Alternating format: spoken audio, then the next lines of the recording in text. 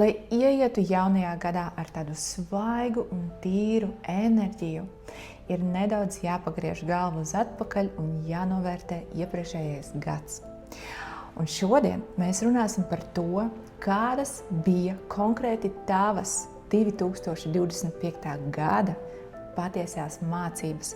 Kas bija tas, kas tev bija jāiemācās? Kā aprēķināt, kāds gads bija tev? Viss, kas tev vajadzīgs, ir jāpaņem savs dzimšanas datums, un dzimšanas gada vietā jāpievieno 2025. Tā ir 9. skaitļa enerģija.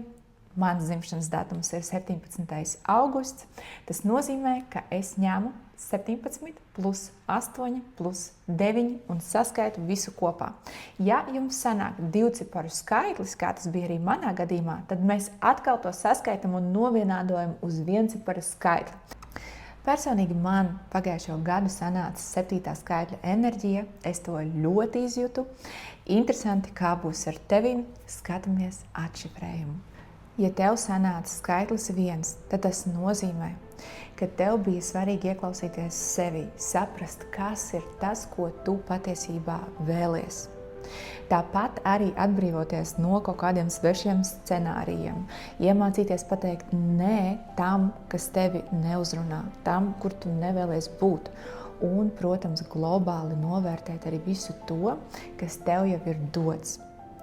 Un kā galvenais message, kā galvenā ziņa, ka es esmu visuma centrs, viss sākas no manis. Un saprast to, ka nav otrādi. Tikai no sevis mēs veidojam to, kas mums ir apkārt. Ja tavs skaitlis ir 2, tad šis skaitlis mācīja tevi tādām nobriedušām attiecībām. Būt godīgai attiecībā pret sevi, būt godīgai attiecībā arī pret citiem, runāt tā, kā tu tiešām jūties, tā, kā tu domā, izteikt savu viedokli, arī par tādu kā robežu novilkšanu. Kur ir manas robežas, kur ir citu cilvēku robežas. Un svarīgi bija nedodot sevi citu dēļ. Galvenā gada doma bija tāda, ka mana emocionālā vērtība ir nozīmīga.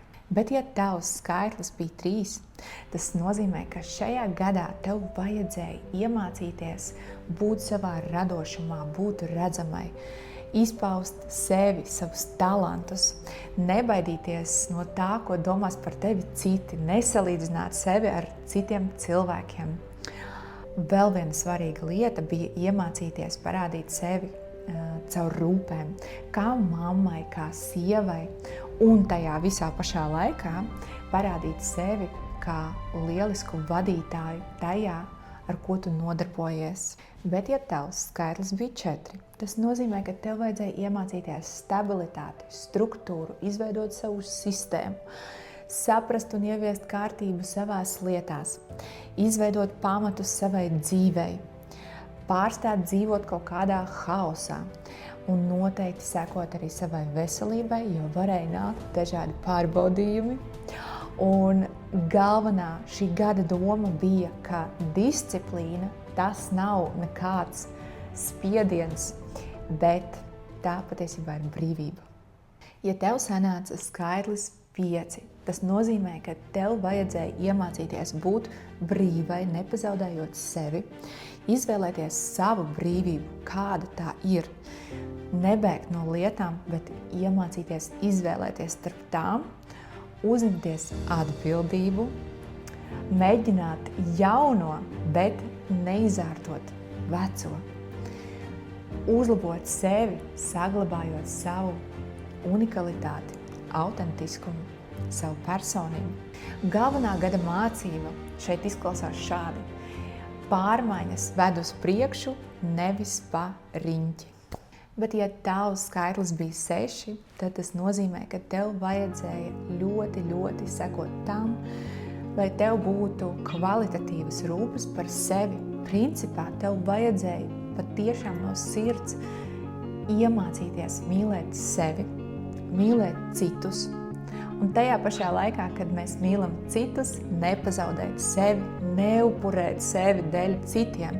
Tāpēc, ka tad, kad mums pašiem iekšā viss ir pilns, tikai tad mēs varam pilnvērtīgi dalīties ar citiem savā mīlestībā. Tas ir līdzsvars attiecībās, kas bija ļoti svarīgi šeit jāsaprot. Un galvenais gada message bija tāds, ka no tukša trauka neieliesi, no sākuma uzpildam sevi un tad dalāmies ar citiem.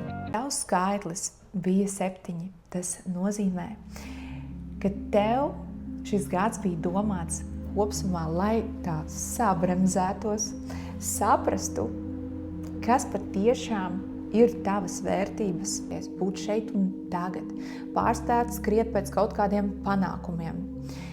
Iespējams, šajā gadā tu varēji pazaudēt lielas naudas summas, statusu, bet tam visam bija vajadzīgs kas?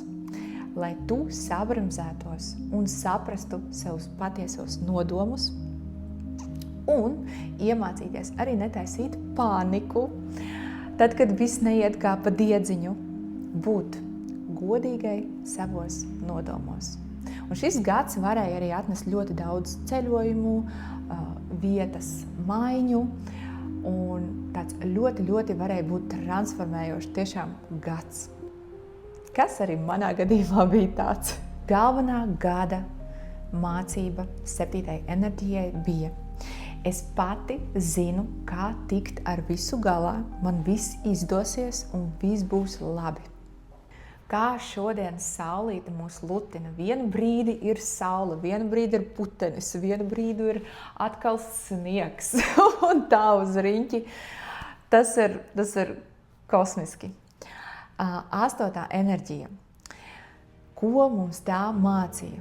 Tātad būt savā tādā kā nobriedušā spēkā, uzņemties vairāk atbildības, pārvaldīt naudu bez agresijas, mierīgi, noteikti atrast savu spēka līdzsvaru, mācīties stratēģiju un pārstāt baidīties no veiksmes, jo 8. skaitļa enerģija ir ļoti dinamiska, ļoti ambicioza, ļoti uz priekšu nesoša. Un noteikti šajā gadā vajadzēja sakārtot savu finanšu jomu tā, lai viss būtu caurspīdīgi, glīti un skaidri. 8. skaitļa galvenā mācība bija tā, ka spēks tā ir harmonija, nevis agresija. Un visbeidzot, 9. skaitļa enerģija bija par to, ka ir jāatlaiž vecais. Gads centās izmainīt visus iepriekšējos paternus, vecos sakarus, vecās darbības. Visam bija ļoti milzīga nozīme jūsu dzīvē. Un nāca pārbaudījumi, vai jūs patiesībā mākat atlaist to, kas vairs jums nekalpo. Un galvenais message šajā gadā bija, lai ieietu jaunajā, ir jāiemācās atlaist vecais.